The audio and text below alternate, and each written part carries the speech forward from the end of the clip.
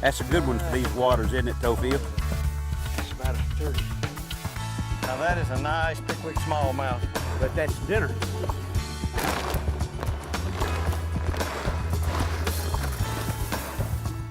O'Neill Outside with Travis Johnson is presented each week by Works Power Share.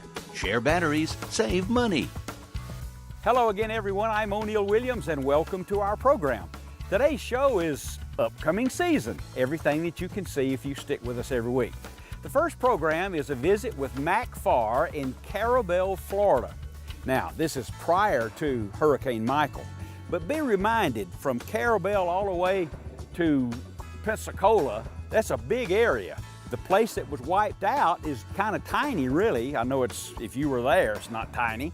But in any case, if you want to rebuild the Gulf Coast of Florida, it's still there. The fishing's great, the motels, the restaurants, and the fishing guides are all working, and it's going to make a comeback. So let's take a visit with Mac Farr in Carabel, Florida, first of all. Mac, that's him, boys. Keep him tight, baby, keep him tight. Yeah, buddy, that's what I'm talking about. Nice grouper. Let's see what you got there, son. Good looking grouper. Gag grouper. This is a dependable critter, and you don't have to be very fancy to catch him. On this hard bottom out here off of Carabel that I know absolutely nothing about, that Mac is telling me, any kind of rock formation, a dip, a ditch, anything, right? Just any kind of correction. Just any rock on the bottom, pile of rocks. Doesn't have to be big. Matter of fact, if you ride around here looking for something big on your graph, you're gonna be disappointed. Because most of them are just little bitty changes of depth. Boy, he put up a good tussle, didn't he? Oh yeah, man, they like to go back down, don't they? They're looking to get in that little pile of rocks. He's gonna make a trip back to Snellville, isn't he? I haven't done this kind of fishing in a long time. This is good. It's fun. Yeah, there's always something biting on you all the time. Every time there's a bait down there, there's something biting on you. Boy, you have got the formula now, I'm telling you. And while I'm fighting this fish, I want you to turn to the camera and I want you to tell what happens. Well, what I'm What's trying your to do. technique and why it happens. Oh, look at that. Well, we've got some pretty big areas of just hard bottom or live bottom where there's a lot of fish kind of scattered around. And what I want to do is start fishing cut bait and get some of these smaller fish, the grunts and the sea bass. They're all down there pecking your bait, making a chum slick. And you can pull these guys up under your boat. And then once you get them wound up, you get all those little fish wound up, you fire a live bait down there, and hopefully there's a big old gag grouper waiting on him, just like that one. I gotta tell you, that's an angler's story that works, getting them fired up with the cut bait. Have we caught a single grouper of any size on cut bait? I don't believe we have today. No. Put a live bait down there and he bites it. He's going back to Snellville, I guess. O'Neill Outside with Travis Johnson. Brought to you by your Southeast Toyota dealer. Let's go places. The Whitetail Institute of North America. Research equals results. Tough Shed, premier builder of sheds and garages. Carolina Skiff, go anywhere, do anything. And by Zach Brown's Southern Grind Knives. Only the best make the cut. You're watching the preview of the upcoming 2019 season of O'Neill Outside. And the next thing to show you is a visit. It's a bucket list visit, really, at Cajun Vista Lodge. We're with Darren and T-Wayne. I'll show you some fabulous red fishing and speckled trout, and it's just a great place to go, and you need to go there. You'll watch a preview of that right now.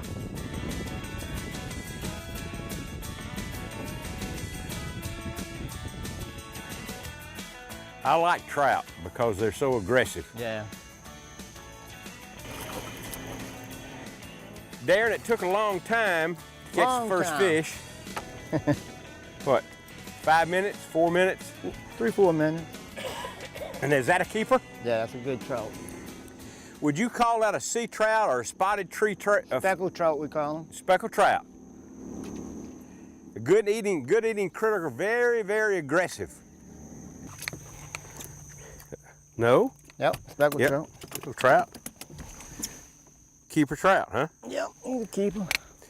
On a given day with some good fishermen, where you usually have 2 or 3 people in the boat, sometimes 4? 3, 4. Okay. Yeah, we'll catch 150 some days. So pretty well you'll limit out most days with somebody that's who good. can catch them. Yeah, in October, best month for them. You want to catch them, you got to come down here to Cajun Vista, go out with Darren. Catch 100 a day. I don't know Yeah, how it is with 50. you where you go fishing, but 100 a day is pretty good activity. The area that you have available to you to fish is how wide and how long out of Cajun Vista Lodge? Oh, you got 30 miles either way if you want to go. You can go further than that, but like we ran 25 minutes out this morning, and like I said, we ain't went nowhere, and look at the water you could cover. So you ain't seen nothing yet.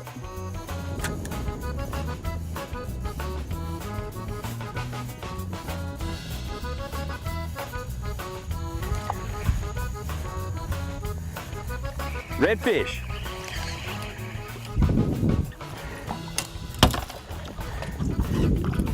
There you are.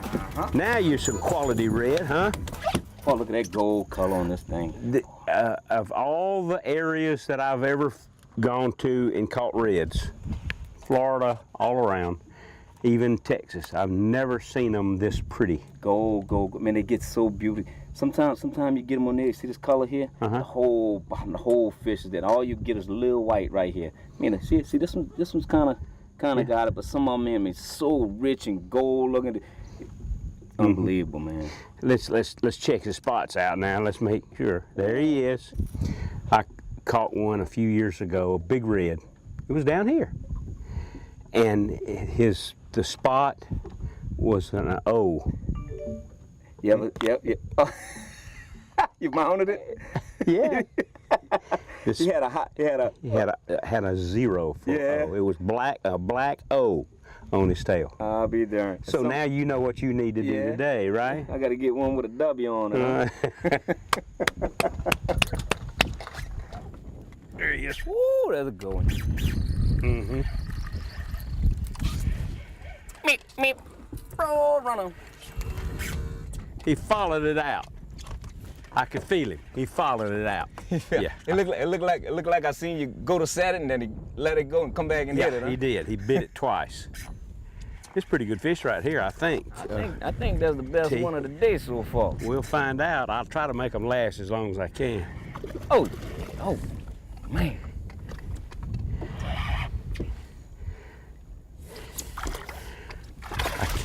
I can't see him against the glare. Did it. Look at this copper gold on this thing here, boy. Yeah, look at that. Ooh, boy, you let that Look thing out, go, man. gone, boy. Yeah, look out. Yes, sir. That's a 24-inch. And he's saying hello. Hello. Yeah, drumming. Now, drumming. I don't know how true it is. They say that the males do the drumming. That's what he was doing. Yeah, I heard him. Hey, give this a try. Put it on your bucket list, if you will. I say that a lot. Save your pennies. Come down and visit with T down at Cajun Vista Lodge, Barataria, Louisiana. From the food, the lodging, the fishing, And the guy. and the You got to throw that in. yeah, you're the greatest, man. All right. Time for a True Turn tackle tip from TJ. Here's a recommendation for you that will make you a better angler. I guarantee it. Keep a log or keep a journal of every time you go. The wind direction, the temperature, the water temperature, what you used, how successful you were, or what didn't work. Even to the extent that you keep a log of other anglers' trips that they take on certain lakes. Remember, the fish don't change at certain temperatures and wind direction and current and time of the year. The fish don't change. They'll do the same thing. And if you know that, you'll be able to match it up and be a better angler. Isn't that great? And that is an outstanding tip from TJ at True Turn. This portion of O'Neill Outside is presented by the Georgia Department of Tourism and Economic Development, the Georgia Department of Natural Resources Wildlife Resources Division, and Georgia State Parks and Historic Sites. Upcoming next is a visit with Brian Barton. Now, Brian is a guide on the Tennessee River. It swings down out of Tennessee and sweeps across northern Alabama and finally winds up all the way down in Mobile. But where Brian is located, fishing is fabulous. He's a guide that fishes almost every single day. I have caught some great fish with him on many occasions, so write it down. Brian Barton, the number, the address, the contact information will be there, and you just watch us catch them. You have such confidence. Well, How many days a year do you spend on the lake? probably about 200. Well, then you should know where they live. Oh, yeah, there's a nice representative smallmouth. Yeah, that's just a little, about a 12-inch Is there a limit? smallmouth bass. Is there a limit for smallmouth? There is a limit for smallmouth. It's 5 per person, and it has to be 15 inches. Oh, Now, I personally... 15-inch smallmouth's a big fish. Right, it is. And I personally like to let all the smallmouth go. You know, if somebody wants something to eat, maybe white bass, spotted bass, because these are a beautiful fish, and it's okay to keep a few, but that'll be a nice fish here in 3 or 4 years. You betcha. know? So let's let her Well, go. I watched your technique there, and I think I got it. All righty. The current is so strong out on the river, they've opened the dam gates up above. So what we're having to do here is work this steep bank, and anywhere there's a break caused by a point in the rocks that knocks the current down a little bit, that's what we're going back and forth along this steep bank. And that Brian critter can catch them, buddy. What I like to demo to people is, my goodness, he's upset, Brian, is the dependability of it. Because people make a trip like this, they want to have the confidence that they're going to get bit. They're going to have action. They're going to catch fish. That's what I want to demo. Right. And you're demoing that, because here it is. Is it noon yet? Right at noon. Noon, and we started fishing at 9:30. 9:30. Yeah. So in 2.5 hours, we've broken off 4 times and caught 15. Yeah, and we've got 5 or 6 respectable smallmouth, and we're fishing on one of the worst days you could have as far as weather. So yeah, I think that does speak highly for Pickwick. You're always going to catch a few fish here. Okay. Always. I'm impressed. I'm impressed with the size of the fishery. Right. And everything that's in it, from the size of the dam, the size of the lake, the speed of the current, the variety of fish, the variety of the ways that you catch them. This is quite a fishing experience. We were going to drift like we started with the split shot. The conditions changed, the river come up, started flooding, so we adapted, done something. You just got to be moving, looking for them all the time. Got to be angling. You got to be angling. Okay. All right.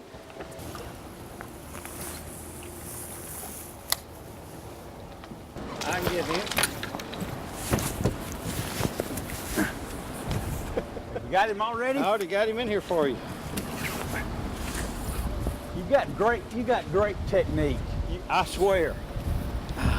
I know that I'm putting my bait in there where you are, but you've done it so much, it's just better. Well, I mean, that's 4 for you bites right here on this wall, and I've had 2. So that would tell me that you're twice as good as me doing this. or twice as lucky, one day. No. I tell you, numb as my hands are, I can barely feel them. But anyway, small, but he's a fish, you know? Absolutely. That's What a great place to bring a kid over here to do this. It is. It is. Because you could really, I'm not losing anything, you could really do this with a cane pole. You could. You could take Just a drop the cane pole in there with a minnow. fiberglass pole or cane pole and set a float 2 foot deep and just go down the bluff. You Right. sure could. One more thing though, this is not exactly ideal conditions. This is terrible conditions. I think we said water temperatures dropped 7 degrees overnight. Floodgates are on. everything that can go wrong is going wrong, but when you get conditions like that, that's why you call it fishing. You just got to do the best you can do. Well, you know? one more time, we've done it before, but I want you to tell me, what's an average day for you, for somebody who didn't hear this earlier in the program? An average day for me is 50 to 60 fish, and a good day 75 to 100 of all kind of fish. Okay. But a 50 to 60 is a good all-day trip. That's consistent. And I've done that with you before, so I believe you. I think we did 24 in an hour, didn't Yes, we? we I did. remember. Okay. Time for the Zach Brown Southern Grind guest book this week from Samantha Summer in Panasofsky, Florida. She says she loves the show. It's a great way to start, isn't it? She says, what is the best way to make venison chili? I've chosen this because of the surprise you're going to get. I use 1 pound of ground venison, 1 pound of cubed steak, chopped up, you know, and 1 pound of Swaggerty's premium sausage. You put those 3 together with your spices, you're going to make the best chili ever. If you'd like to be awarded a Zach Brown Southern Grind Black and Tan knife, go to o'neilloutside.com, the Southern Grind guest book. Leave your comment, your question there, and if we use it on the television show, like now, we'll send you the knife. We have more from O'Neill and Travis, but first, let's thank these sponsors. Your Southeast Toyota dealer. Let's go places. The Furminator, best food plot implement on earth. Year One Muscle Car Parts. O'Neill's new Real Gun and Marine Oils, naturally the best. And by Crocodile Bay Eco Resort in Costa Rica. Now, let's join O'Neill for wild game and fish recipes on the Big Green Egg. A brisket. So what? It's not the greatest cut of meat, but I'll show you today how you can get it done on the Big Green Egg. I'll tell you about that, and it is outstanding. Now, plenty of garlic, of course, and salt and pepper. Now, what I want you to do now is pay close attention to how long I can cook this on the Big Green Egg. Now, the Big Green Egg has vents here at the top and vents at the bottom, so even with the natural charcoal on indirect heat, I can control the temperature for a long, long time. Grab this right here for this brisket. Fat side down, indirect heat, and I'm going to cook this from somewhere between 8 and 10 hours until I reach an internal temperature of 165. A brisket. There's some more. Garlic needs to be everywhere. And once it's done, you're going to be so proud, as I will be, and you can try it on your Big Green Egg. 225. Low and slow. Texas beef brisket. And if you're so inclined, Big Green Egg habanero sauce. Big Green Egg, the ultimate cooking experience, sometimes hot. Before I conclude the preview of the upcoming season, we have a very special sequence to show you. You know, this fabulous fishing, hybrids at lakes and stripers in lakes and walleye in lakes, it just doesn't just happen. No, the Department of Natural Resources in whatever state you live has an awful lot to do with it. So here's kind of a vision, really, of the establishment of the walleye fishery in North Georgia at Lake Lanier, and you're going to be so surprised at the deep involvement and activity of the DNR and what it resulted in at Lake Lanier. It happens all over the country. Stay right there and watch. What we're going to do today on this boat is put out some electrofishing probes, and we're going to look for adult male and female walleye. We're going to capture those that are ripe and near ready to spawn, transport those to the Go Fish Center in Perry, Georgia, and create the next generation at the fish hatchery. Marvelous, Yes, marvelous. With the amount of fish and the amount of eggs that you're handling, this is a huge undertaking. It really is, and this year we hope to be producing all of the fry necessary to stock George's waters at this facility right here. Okay. After the walleye eggs have been spawned, fertilized, and hardened, they'll go into these jars here at about 1.5 liters per jar. Okay. That translates to almost 200,000 eggs. How long do they remain in? Give me that timing, please. Usually about 10, 14 days, somewhere in that neighborhood. Depends a little bit on temperature and things like that. And as soon as these fish start hatching, they'll start migrating up and out of these jars. And these aquariums are set up to hold as many fry as we would think will hatch out of these jars. After a 48-hour window, these fish would then be counted. We run them through a machine that actually counts each one of them. And they are held separate so that they're ready to go into ponds to grow out. So out of this process right here that we're going through with the bringing in the fish and the activity into the ponds, how many walleye will you have to restock the lakes and streams in North Georgia? I think this year our target for that number is 300 to 350,000 fingerlings restocking the lakes in Georgia this year. 350,000, that's where some of your money goes when you pay excise taxes on fishing tackle. That's correct. You betcha. Well, what you've seen over the last few minutes is just a little snippet of some of the places we've been. Travis Johnson and O'Neill have been traveling all over, and it's all coming up this year on O'Neill Outside with a critter named Travis Johnson. I think you'll enjoy it, and you'll learn something too if you watch.